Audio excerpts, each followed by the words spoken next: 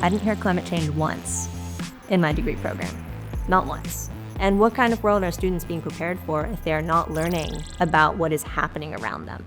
So I think that as we've kind of progressed and as Earth Hacks has kind of grown, we've also seen it as an opportunity to kind of intervene and to expose students to this whole new world of possibilities that they are not getting to see in traditional education. My name is Sanjana Paul. I'm the co-founder and executive director of Earth Hacks, an environmental hackathon organization. We work with students and organizations all over the world to harness hackathons as a form of climate action and advance experiential environmental education, as well as pushing forward a constellation of meaningful prototypes.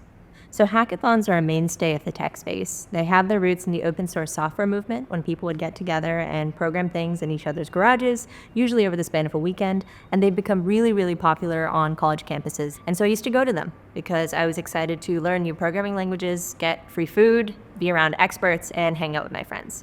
And when I went there, they felt very corporate. They didn't feel imaginative enough. I didn't see enough emphasis on community building. And so with Earth Hacks, we kind of wanted to fill in those gaps and also harness these hackathons, which are happening in the hundreds every single year all over the world, as an opportunity for environmental education and action, because why wouldn't we?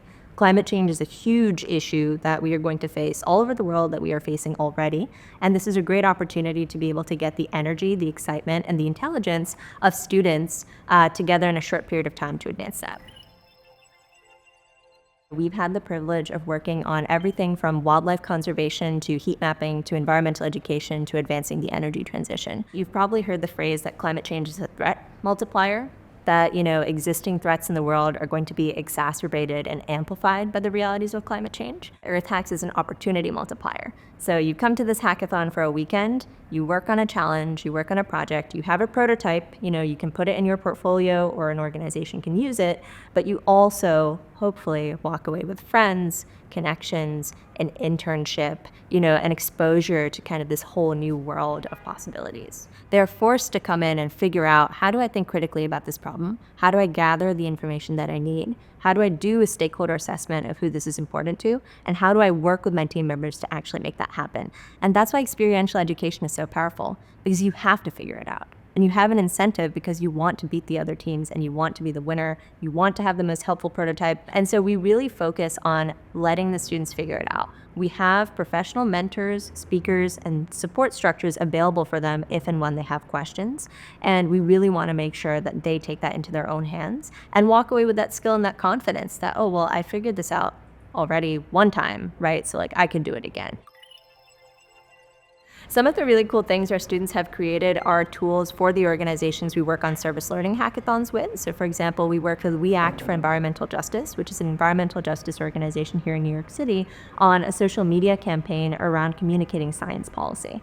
And so that was really helpful to drive more youth engagement and to kind of understand that, they do have a voice in the democratic process, which is something I think, unfortunately, young people forget sometimes. In another case, when we had a hackathon with Arizona State University's Global Features Lab, we had a couple of graduate students come to the hackathon and they actually started a company. It's called Planet Green Leaves, and it focuses on building decarbonization.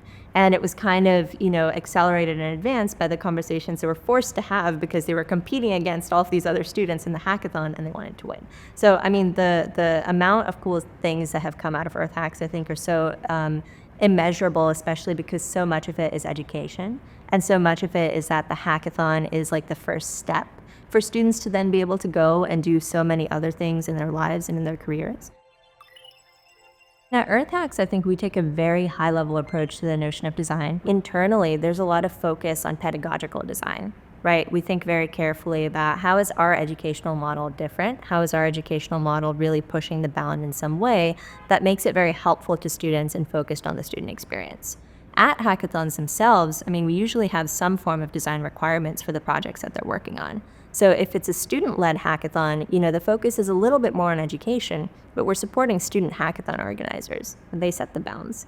If it's a hackathon where we're working more with an organization focusing on service learning, we have pretty strict boundaries because we want the projects to be useful for the organization. So I think we think of design as just a very helpful guiding concept, both internally to kind of challenge how we are pushing forward our pedagogy and innovating in that space. And at student hackathons, we really see it in action where people come up with so many creative interpretations of the same challenge statement. So I think that one of our biggest design challenges thus far was kind of balancing the creativity, the imagine, and the education of hackathon projects with wanting to have some sort of tangible output from the hackathons themselves. So there was this tension around, if we want students to just come in, explore their areas of interest, work on what they want to work on, how do we then kind of answer to maybe an organization that is a stakeholder in the hackathon and says, it's really cool that they made this, but we actually wanted that. So that led to, the creation of two of our primary programs at EarthHacks, which focus on student hackathons and organizational hackathons. And so we have slight structural difference in how we run those two programs. With our student-led hackathons, we focus on just supporting student hackathon organizers. We focus on coming into an existing hackathon, like let's say Y Hack at Yale, Cruise Hacks at UC Santa Cruz, and saying, hey, great job, guys. Like, keep doing what you're doing. Let's get some environmental themes into your event. So we can work with you on an environmental challenge statement, an environmental workshop, get in some mentors, some speakers who have expertise in a particular space, and keep doing what you're doing. This is kind of a bonus. Or if there's not a hackathon at a school, we will help students create one from the ground up. And then with organizational hackathons, we focus on much more tighter constraints in terms of, look, guys, this is the challenge statement. Like the output that we want to see is this type of dashboard, is this type of policy design, is, what have you.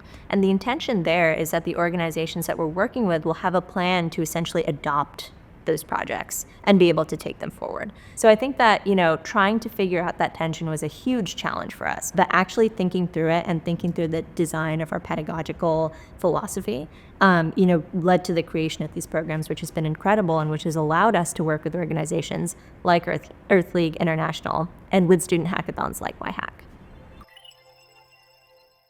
So when we're designing things, our impact considerations are kind of at front and center because we're doing this for a reason, and so we're trying to think about how can we bring environmental education and how can we bring these opportunities to contribute to environmental projects to more people and intervene again in these traditional education structures where only environmental science majors are learning about climate change. So I think that we really try to think about that as our central metric is this helpful and inspiring and engaging and helping students to learn, or is it not? And if not, we'll just do something else, because we have shifted so many times. We've created this, twofold kind of hackathon model with student hackathons, organizational hackathons.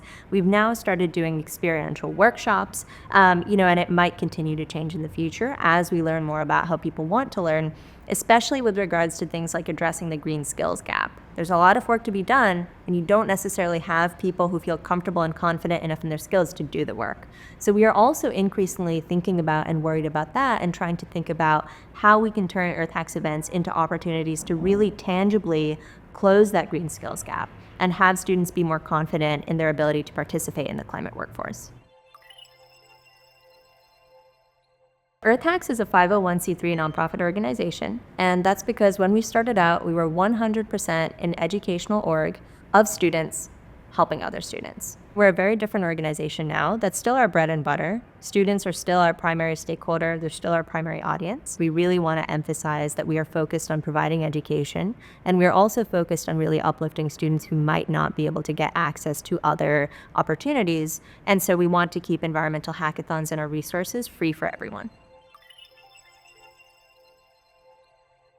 I think one of the ways I would really like to see the world change as a result of our work is a complete transformation of how we do environmental education. I would actually like to see a shift where it's weird to not have climate and environmental considerations in every educational program. We are just teaching people about reality, and we are just teaching people about what is happening around them so that they can better comprehend it. And hopefully fostering that mindset of just really critical thinking, realistic thinking, questioning truly what is innovation. I hope that's something else that comes out of EarthHacks environmental hackathon events. I worry that this isn't taken seriously enough because it's not necessarily producing a short-term return on investment to people who are financing other projects. We need to move beyond that. This is serious, right? Climate change is not an industry. It's not a singular issue. It affects literally everything in the whole entire world. And then I think that we need people to listen. We really need people to listen to what we're talking about and think about how they relate to it.